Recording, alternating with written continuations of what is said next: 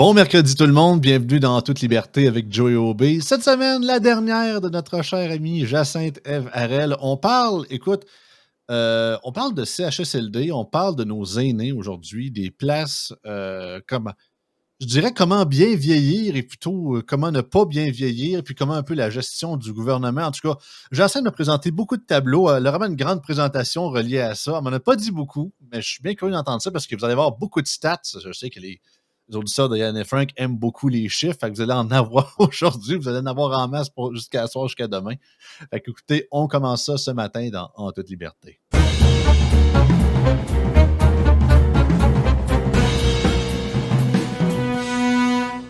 Salut Jacinthe.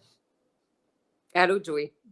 Ouais, fait que, écoute, on commence. Tu m'as envoyé une vidéo que j'ai pas écoutée d'une madame que personnellement, je connais pas. OK, elle est députée en plus. Fait que, Oui. OK, madame Sonia Bélanger. Sonia Bélanger, elle est ministre responsable des aînés. OK, c'est elle la remplaçante de. Pas de Martine, voyons, Marguerite. Oui, exactement. OK, je comprends. Oui. Parce que pour être bien franc, c'est la première fois que je la vois dans les médias. Puis personnellement, même moi, je suis surpris personnellement parce que la face me disait rien. Ça montre encore une fois des fois qu'il y a certains ministères qui sont plus pertinents que d'autres. Fait que, écoute, je veux quand même, tu voulais qu'on écoute la vidéo. Ce ne sera pas très long, c'est à peu près 1 minute 50. On va mettre ça à l'écran à l'instant, puis on réagit par la suite. On dit souvent que ça prend un village pour élever un enfant, mais il faut une société entière, une communauté mobilisée pour accueillir à bras ouverts le vieillissement de la population. J'ai 68 ans. J'ai 56 ans. 63 ans. 67 ans. 69 ans et j'en suis très fier. Félix Leclerc disait « Ne regrette pas de vieillir, c'est un privilège refusé à beaucoup. » C'est un privilège de vieillir. C'est un des plus grands privilèges. De voir naître ses petits-enfants, de les voir grandir. C'est accumuler les souvenirs. La richesse de l'expérience, les connaissances, la curiosité. De faire beaucoup de sport. De rester actif. Avec ma famille, mes enfants, ma conjointe et mes amis. Profitons de la belle nature. Le plaisir de vivre. Partager cet amour inconditionnel. Vieillir au Québec, c'est connaître encore plus de gens. C'est mon beau-père et ma belle-mère. C'est de plus en plus de centenaires actifs dans mon comté. Ceux et celles qui ont bâti le Québec d'aujourd'hui. Vieillir ne me fait pas peur. Parce que chaque jour qui passe me permet d'en apprendre davantage sur moi. Encore plus de livres à lire. Moi, je pense que l'âge, c'est juste un chiffre. J'ai bien l'intention de profiter de ce privilège-là encore très longtemps. Et embrasser avec fierté le chemin parcouru avec force et sagesse. Fier de vieillir? Pourquoi pas? Je suis fière de vieillir. Je suis très fier de vieillir. Fier de vieillir. Vieillir au Québec. Ensemble, nous allons réussir à faire en sorte de bien vieillir et vivre ensemble. Parce qu'on va tous y arriver à vieillir fièrement. Finalement, c'est pas mal agréable de vieillir au Québec. Citation d'une plante verte officielle, de la plante verte officielle, mesdames et messieurs. En passant, il y a donc bien des aînés au gouvernement. Ou en politique en général. Hein.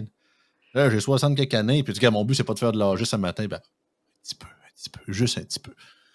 On rappelle ici que c'était Mme Sonia Bélanger, députée de la circonscription de Provo et ministre responsable des aînés, ministre délégué à la santé et ex-gestionnaire de le réseau de la santé du Québec. OK. Écoute, first réaction à chaud. C'est très caquiste, bien évidemment. Là, ils ont tellement ils engagent du staff à côté, mais toutes les fois, c'est les députés qui s'entraident à faire le vidéo. Ça fait partie de la game. Là. Je n'ai rien nécessairement à dire là-dessus. Vieillir, c'est quelque chose, mais OK, je peux comprendre. Au Québec, on a une on dit souvent que Christian Dufault disait souvent que le Québec, c'est un petit paradis. En effet, puis on peut peut-être bien vieillir si on a accès aux soins de santé, mais mourir dans la dignité, ça, c'est une autre histoire, j'ai l'impression. Puis même pour certains, vieillir, tout dépend si tu es en santé ou pas. Puis si tu as besoin du système de santé fréquemment. C'est pas mal ça que je dirais. Ou tu as les finances ou non d'avoir accès au système privé. C'est pas mal ça.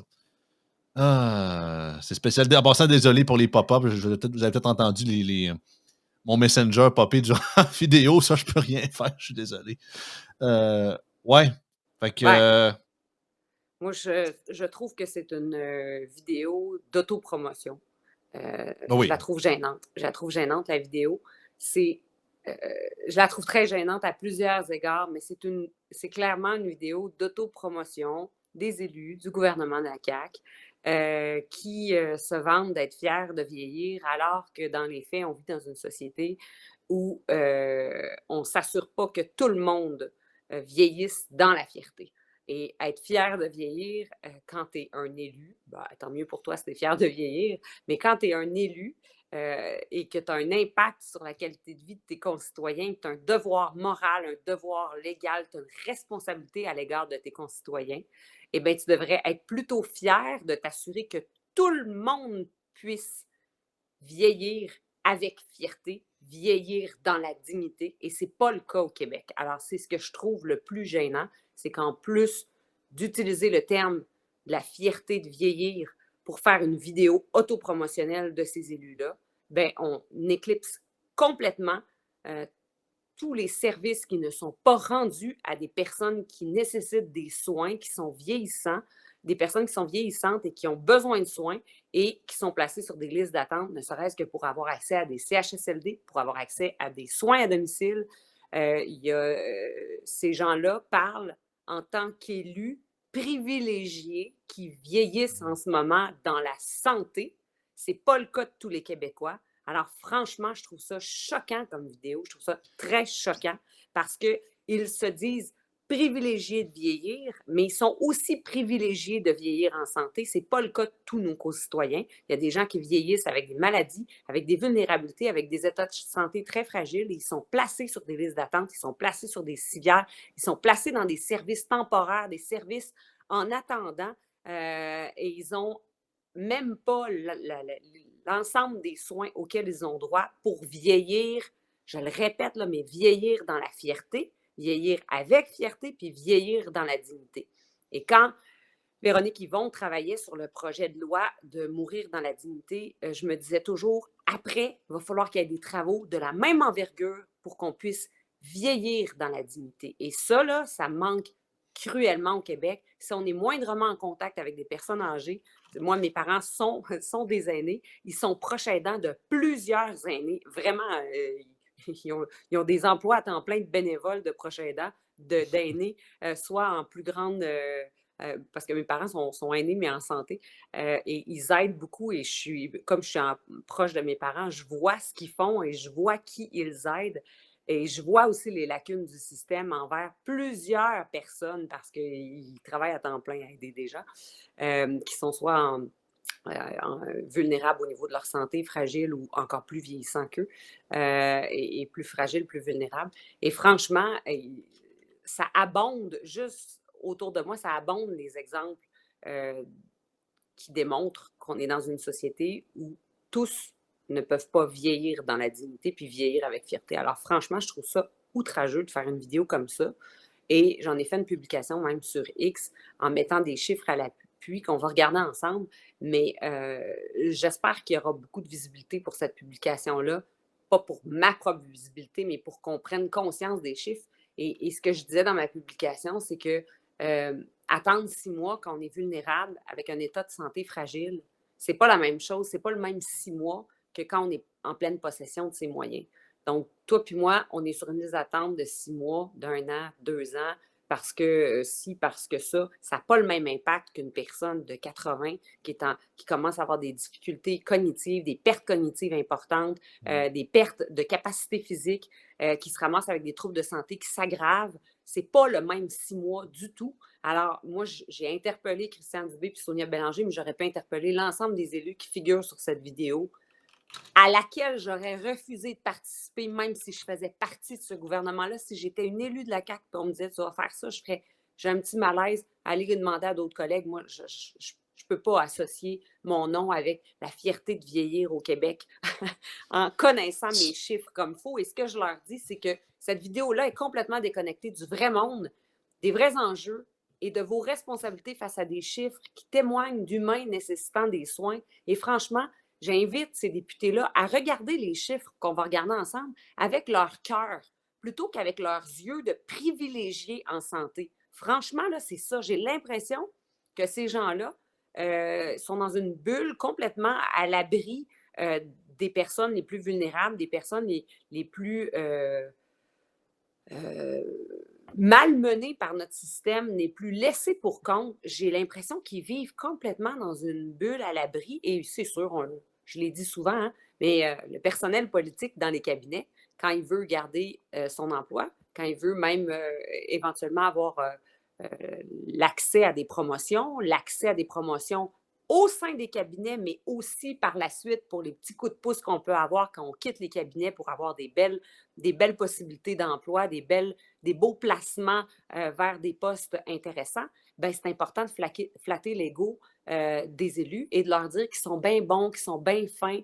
Puis finalement, on se ramasse avec des cabinets politiques remplis de personnel et même en dehors des cabinets, là, mais les gens qui disent aux élus qu'ils sont donc bien beaux, qu'ils sont donc bien fins, puis que c'est donc bien bon ce qu'ils font, rappelez-vous toujours qu'ils ne le font pas parce que ces élus-là sont nécessairement respectés et respectables, mais ils le font à cause de la fonction qu'ils occupent. Alors, parce que la personne est dans une fonction importante et qu'elle pourrait avoir une influence importante sur notre carrière, sur nos avancées, sur nos agendas professionnels, nos agendas d'entreprise, bien, on est gentil avec ces gens-là parce qu'on souhaite se faire ouvrir des portes ou avoir éventuellement une écoute sur certains enjeux. Ça va de même avec les chambres de commerce, les fédérations de chambres de commerce. Nommez-les l'ensemble des acteurs dans la sphère publique qui flattent les égos des élus. Pas parce que ces élus-là sont nécessairement très respectés ou très fins ou très appréciés. Ils se font flatter l'ego parce que ça permet peut-être éventuellement d'avoir des faveurs. Alors, mais ça place tous les élus dans une espèce de bulle où ils pensent qu'ils sont très appréciés, qu'ils font des choses remarquables, alors que dans les faits, il n'y a pas beaucoup de monde qui ont le courage, puis l'audace, puis le caractère de leur dire « Hey, ça va pas, là, ça va pas. Avant de mettre en ligne cette vidéo-là, on va s'arrêter 2 instants, on va aller voir nos chiffres. Est-ce que les gens au Québec peuvent vraiment vieillir avec fierté? Est-ce que tous les Québécois peuvent vraiment vieillir dans la dignité? » Voilà. Vraiment, ça, c'est une bonne envolée. Oh ouais, ça me moi, prend à cœur. je te laisse. Tant que tu as du gaz, je te laisse aller. Mais, non, puis tu sais, je les comprends, être aussi souriant à vieillir comme ça, tabarouette. La majorité du monde qu'on a vu là-dedans ont toutes leurs pensions de la SNAT payées aux frais des contribuables à vie. C'est-tu pas merveilleux vieillir au Québec, Jacinthe? C'est magique, voyons donc. Non, tu sais, on a vécu une pandémie, mais on a quasiment, c'est 6 000 aînés qui sont décédés, quelque chose comme ça. Mais non, on peut bien vieillir, c'est pas grave, ça n'existe pas. C'est des vieilles histoires, là, comme disait François Legault. Écoute, on va partir ça tout de suite, parce que c'est ça. Bien que j'adore sans prendre une autre expression, tes montées de lait, mais c'est ça. Avoir les stats, c'est bien important. Fait qu'on commence avec ça. Fait que ça vient du gouvernement du Québec, bien évidemment. Donc, aînés et personnes responsables, soutien à domicile et liste d'attente.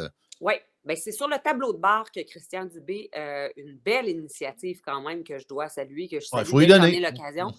Christian Dubé est un maniaque de chiffres. Il a travaillé dans l'entreprise privée et il sait qu'il faut mesurer les résultats. Et pour mesurer les résultats, il faut avoir des objectifs et il faut aussi connaître nos chiffres. Alors, il a mis en place un beau tableau de bord qui, selon moi, pourrait être bonifié avec d'autres données que j'espère vraiment qu'on ajoute. Mais bon, c'est un début et notamment dans ces données-là, on est capable de voir la progression depuis 2020 des listes d'attente et des services qui sont dispensés par l'appareil public de santé. Et notamment ici, on voit, c'est les chiffres en temps réel, donc de la dernière période. C'est les périodes financières qu'il y a dans une année, donc c'est très à jour. C'est la dernière période financière, donc je pense qu'il y a 13 périodes financières dans une année. Et ça, c'est les données des gens qui sont en attente pour un premier service de soins à domicile au Québec. Donc, il y a 16 656 personnes au Québec en ce moment qui attendent une première visite de soins à domicile, un premier service de soins à domicile. Quand je vous dis qu'il manque des données, c'est que j'aimerais bien savoir aussi ceux qui ont eu un premier service, mais qui attendent d'être pris en charge de façon régulière et à la Ouais. hauteur de leurs besoins. Parce que, tu sais, y en a-tu qui ont eu aussi un premier service qu'on enlève de cette liste-là, mais finalement, Ben, ça va à dans 6 mois le prochain service ou, tu sais, ben, je sais que vos besoins, ça serait 3 fois par semaine, mais finalement, on va vous envoyer une infirmière ou une travailleuse sociale 1 fois par mois, mais vous auriez besoin de 3 fois par semaine, tu sais. J'aimerais bien voir plus de détails aussi une fois qu'on a eu le premier service, mais bon, déjà, ça donne une ampleur. 16 656 Québécois qui sont en attente d'une première visite de soins à domicile. Donc, qui se sont qualifiés, hein? Il faut savoir, là, c'est pas ouais, j'aimerais ça qu'une infirmière vienne chez nous. Ils se sont qualifiés, ils ont passé un processus d'évaluation sérieux qui démontre qu'ils ont un réel besoin d'avoir un soin à domicile par une infirmière, par une travailleuse sociale.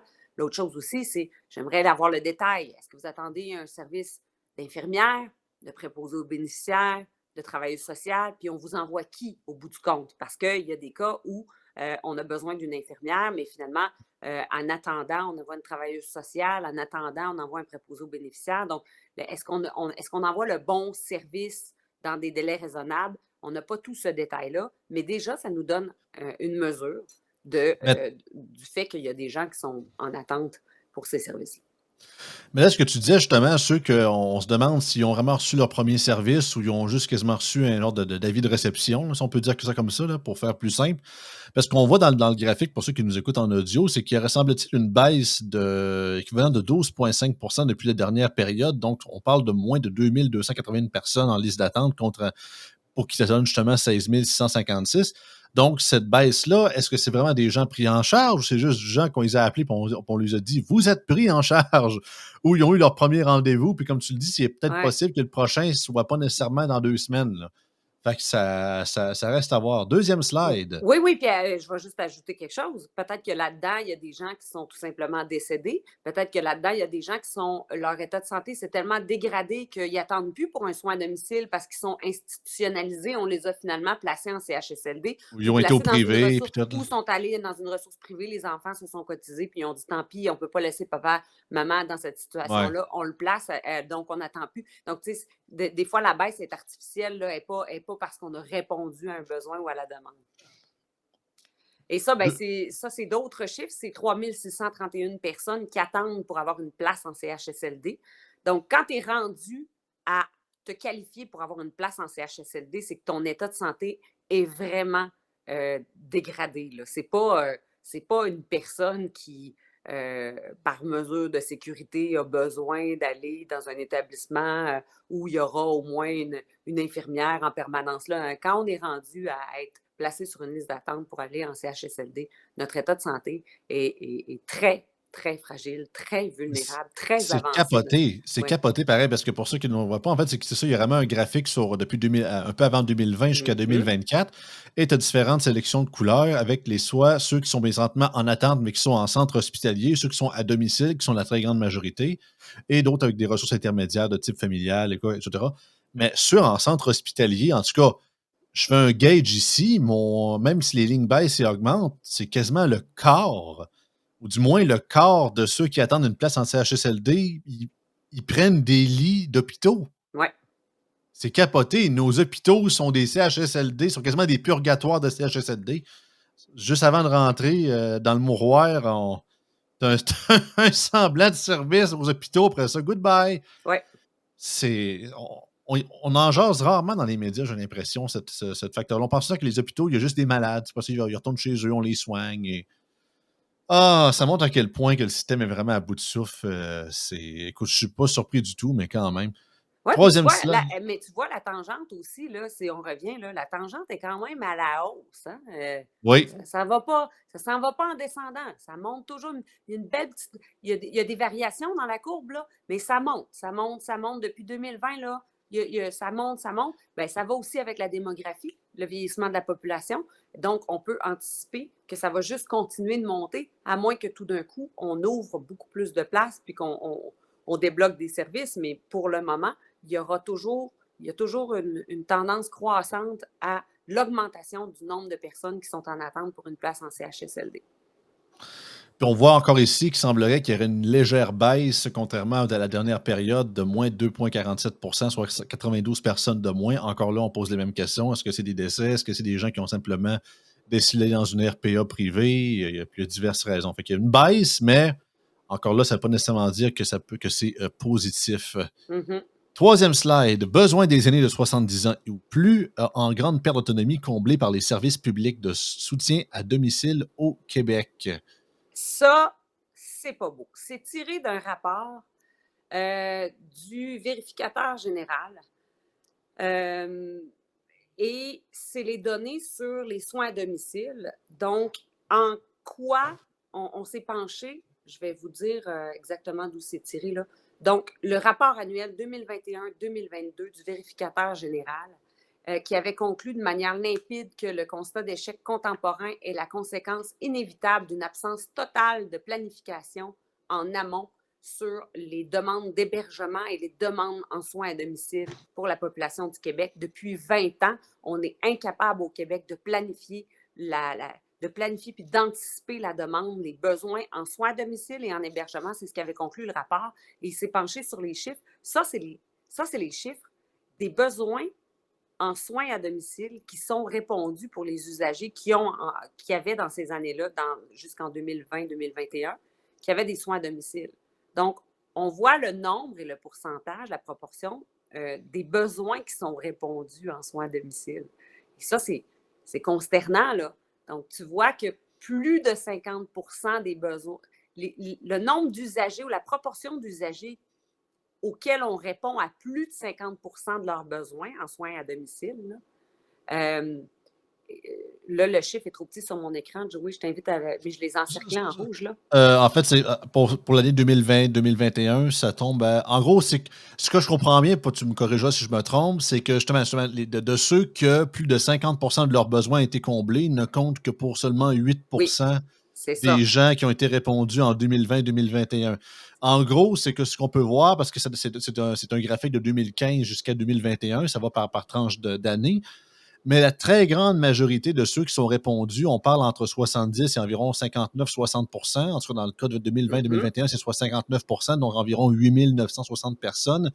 On parle d'uniquement de 0 à 5 % de leurs besoins comblés, suivi de 6 à 10 %, c'est uniquement 9 % qui c'est comblé. Ceux que leurs besoins sont comblés entre 11 et 20 %, c'est 10 %.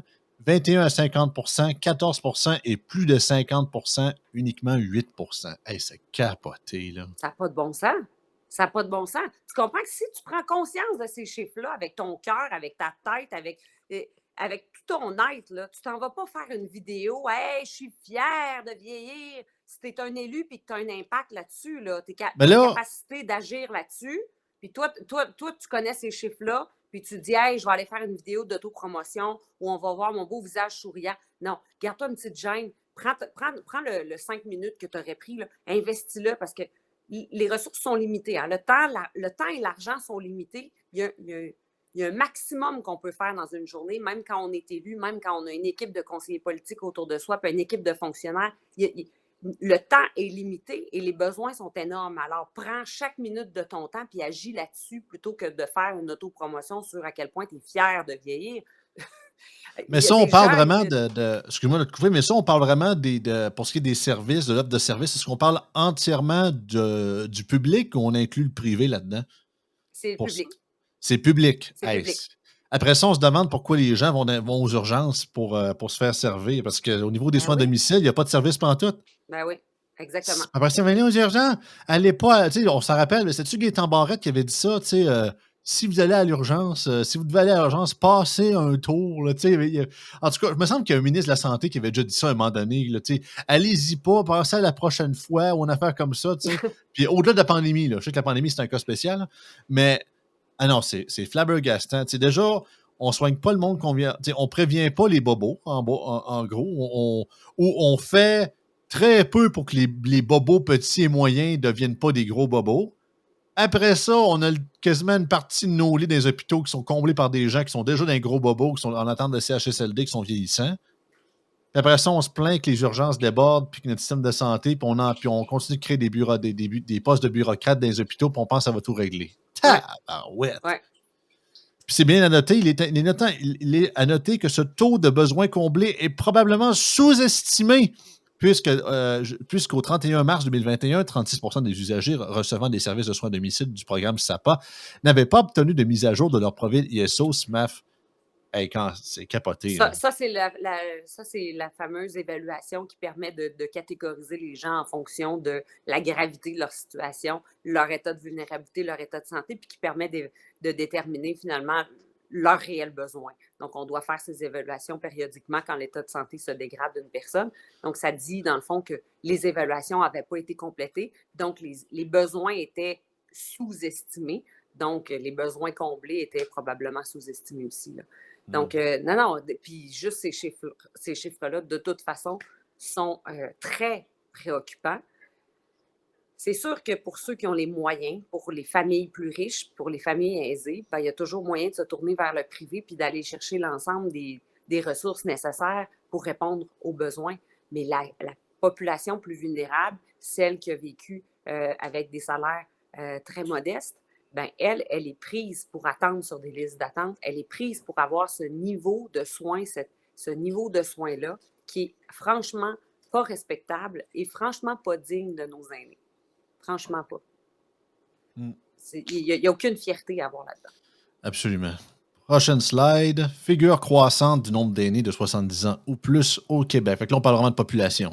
Oui, donc tant qu'à être découragé, on va se décourager un peu plus. Oui, en passant, juste à faire, parce qu'en fait, je ne peux pas le mettre. Je vais essayer de le mettre un peu différent pour montrer aux auditeurs, parce que, en tout cas, avec le nouveau layout de Restream, c'est un peu compliqué, là.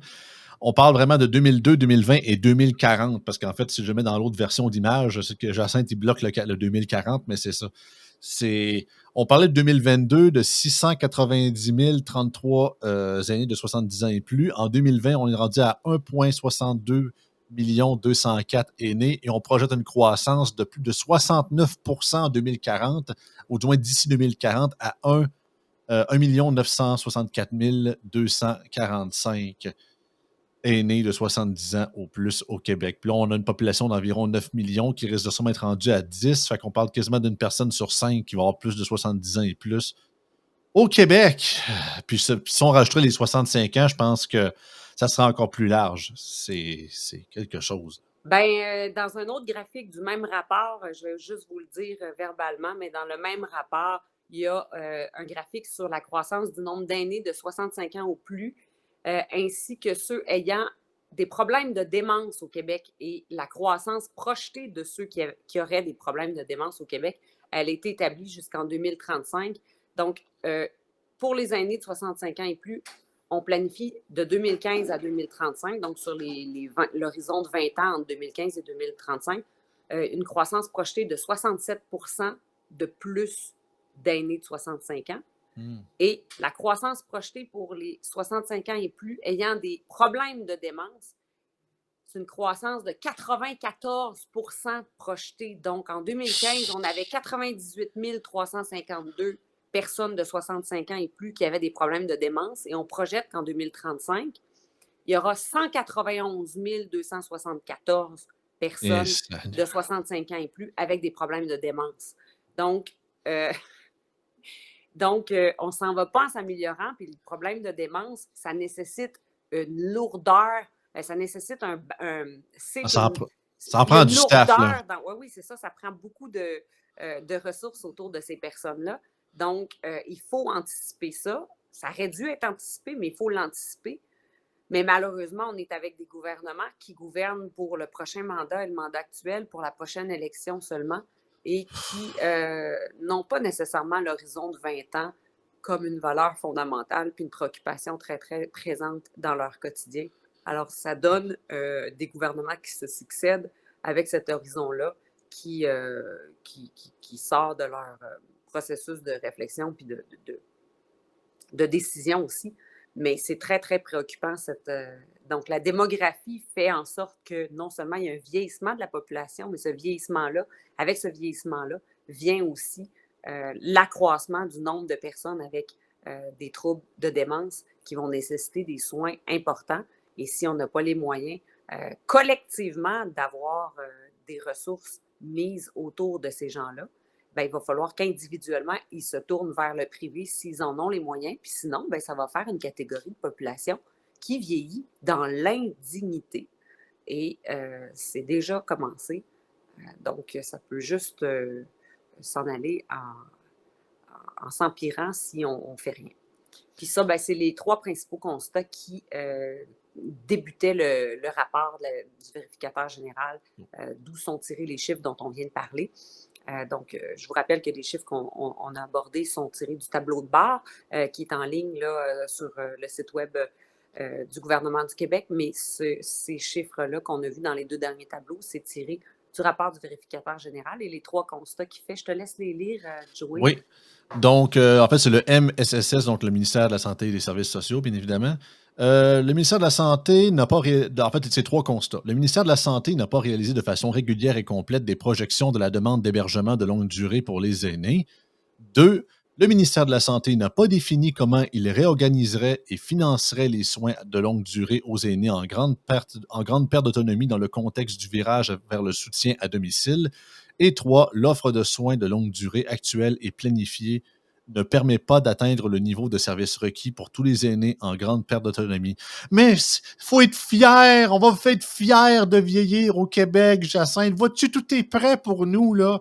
Le gouvernement nous a tellement préparés qu'il va y avoir fuck all pour nous. On va mourir dans notre propre pisse, rendu qu'on va finir. Ah non, c'est...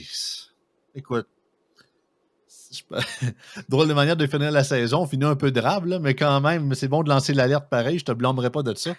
Mais c'est capoté, parce qu'on avait déjà parlé dans quelques chroniques précédentes, il y a plusieurs mois, de ces constats-là, mais t'as absolument raison. J'ai quasiment le goût de la réécouter après tout ce qu'on s'est dit, puis on s'est dit, tabarouette, c'est... Ouais, c'est... Ben, tu sais, pour être bien franc, pas que je les blâme à moitié, mais je me dis... je suis pas surpris. Autant que c'est aussi désolant, puis mon but, c'est pas de vouloir assouplir ce qu'ils ont fait, mais on a tellement des élus qui ne gèrent plus rien.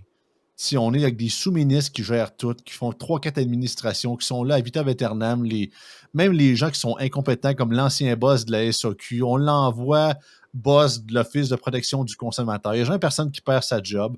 Comment voulez-vous que ça change? That's it, je veux dire. Sérieusement, autant que la génération des boomers va être disparue quand ça va être à mon tour d'être rendu dans ces âges-là, mais quand même, autant que je vous fais une mini-confidence, autant que j'ai aucune idée de que, je pourrais mourir de même, je le sais pas. Là. J'assume que je vais vieillir d'un âge vénérable, mais comme on dit, on peut jamais prévoir l'avenir, mais mettons que je me rends jusque-là, puis que le système n'est pas en meilleur état, je vous confirme que autant que j'ai pas de tendance suicidaire, mais je vais finir ça de la manière que je veux le finir. Là. Puis, les choses, en plus, ne s'améliorent pas. Et c'est de même depuis longtemps. On ne peut pas juste blâmer le gouvernement de la CAQ. Ah non, blâmer c'est les gouvernements précédents.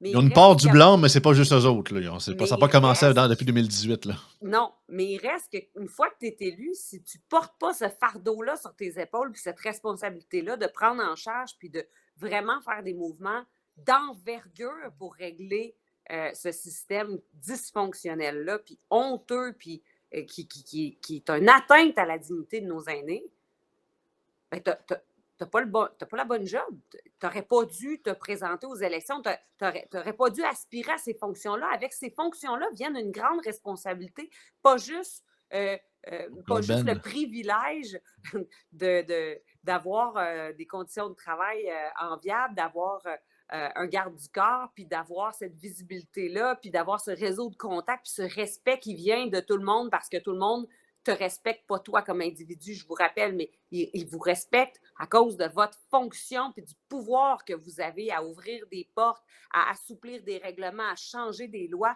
pour permettre l'avancement des agendas de différentes organisations puis de différentes personnes qui aspirent à des jobs, qui aspirent à des fonctions, qui aspirent à se faire placer dans des délégations à gauche, à droite. Franchement, le désir d'être élu devrait transcender tout ce paquet de privilèges-là, puis devrait vraiment être dirigé vers ce système-là. Puis pour ça, je pense qu'il faut rester connecté sur les gens, il faut rester connecté sur le vrai monde. Et malheureusement, avec ces fonctions-là, ça t'amène dans une espèce de bulle où tu n'es plus du tout conscient de ça. Moi, si j'en suis consciente, c'est parce que je suis constamment entourée de gens qui travaillent auprès de ces aînés-là. Puis je reste proche aussi par désir de rester branchée parce que je me dis, même si c'est loin de ma réalité, je ne suis pas une personne vieillissante, mes parents sont en santé, je veux rester branchée sur ce que vivent des gens. Puis quand je fréquente de temps en temps, quand on est parents, on va à l'urgence quelques fois par année, 1 ou 2 fois par année, malheureusement, des fois 3 fois dans l'année. Mais à chaque fois qu'on va à l'urgence pour différents pépins qui arrivent, on est à mesure aussi de constater les aînés qui traînent sur des civières, qui se plaignent, qui gémissent pendant 10, 11, 12, 13 heures. Les 13 heures où tu attends à l'urgence, toi, avec ton enfant, là, tu vois la personne ou les personnes âgées gémir sur des chaises, sur des civières, sur des chaises, puis tu te dis, mais quelle sorte de traitement complètement inhumain et déconnecté qu'on offre à ces personnes-là? Parce que moi, attendre sur une chaise pendant 12 heures, c'est pénible, mais ça va. Mais ces gens-là, ils attendent aussi longtemps que moi sur une chaise avec des plaies de lit, avec des blessures, avec des souffrances, avec un corps qui est capable d'en prendre pas mal moins de douleur que mon corps. C'est franchement désolant. Et mon père, qui a été cuisinier dans un CHSLD, me disait, même une fois admis, il dit, tu sais, je me promenais dans le corridor, puis à un moment donné, ça sentait la merde. Puis, j'ai entendu une femme dire, mon mari, faudrait changer sa culotte d'incontinence, ça sent pas bon. Et il s'est fait dire, l'heure des couches, c'est pas maintenant, c'est tantôt. L'heure des changements de couches, c'est pas maintenant. Les culottes d'incontinence, on fait ça à 4 heures, là, c'est pas le moment, on fait la tournée des médicaments. Là, je suis pas en train de parler de ces soignants-là, là. C'est le système qui fait en sorte qu'il y a une heure des couches. Il y a une heure de changement des culottes d'incontinence. Le système fait en sorte qu'on est rendu là dans la médiocrité, pas la médiocrité des infirmières, des préposés aux bénéficiaires, dans la médiocrité du système qu'on a mis en place. Puis le pire, Jacinthe, c'est censé... Tu sais, on dit souvent que les boomers, les baby-boomers gèrent le Québec, c'est ceux qui votent le plus, c'est quasiment la tranche d'âge que le gouvernement répond le plus avec les politiques, sachant que c'est les électeurs les plus assidus. Tu te dis, regarde comment ils les traitent. Regarde comment ils préparent leur futur, leur belle fin de vie. Ces gens qui votent assidûment pour nos chers gouvernements. Puis après ça, il dit, ah, mais là, les jeunes, tu sais, ils disent, ah, les jeunes, ils vous parlent pas, puis ils vous font pas de politique parce que vous n'allez pas voter. Regardez ce qu'ils font à ceux qui vont voter. Puis je vous dis pas d'arrêter de voter. Je vous dis simplement que calvaire, à quel point ils sont insignifiants, puis ils font pas le job, là. Ouais. Ça n'a pas de bon sens, là. Ouais. Puis dis-toi que ces gens-là, tous ceux qu'on a vus dans la dite vidéo, là, eux autres, non, eux vont avoir de l'argent en masse pour pas que ça arrive. Tu verras jamais dans le CHSLD. Ils vont tous sauf aimer le public à seconde qu'ils seront plus au gouvernement. Puis croyez-moi, ils vont être aux petits oignons, eux autres. Ça va bien aller. Mm-hmm. Ah, absolument. Écoute, regarde, c'est un peu grave, c'est un peu finir sur une note un peu plus sombre, mais quand même, merci de la présentation. Merci d'avoir levé la main pour c'est ça, d'un peu d'allumer le feu d'alarme, si on peut dire. C'est pas la première fois que c'est fait, mais quand même, il faut quelqu'un qui le répète et qui le dise. Je pense que c'est primordial là-dessus. Regarde, là-dessus, je te souhaite quand même un bon été, Jacinthe. Ça fait un plaisir d'être avec toi pour cette saison dans toute liberté. Je pense qu'on a vraiment eu du fun, puis les auditeurs aussi. On s'est coltaillé une couple de fois, mais je pense que c'était le fun aussi pour le show. Pas être d'accord sur tout, mais qu'est-ce que tu veux. Fait qu'écoute, passe un bon été, puis on se revoit. Écoute, c'est automne, je décide de revenir. Fait que à la prochaine. Bye bye. Bon été, tout le monde.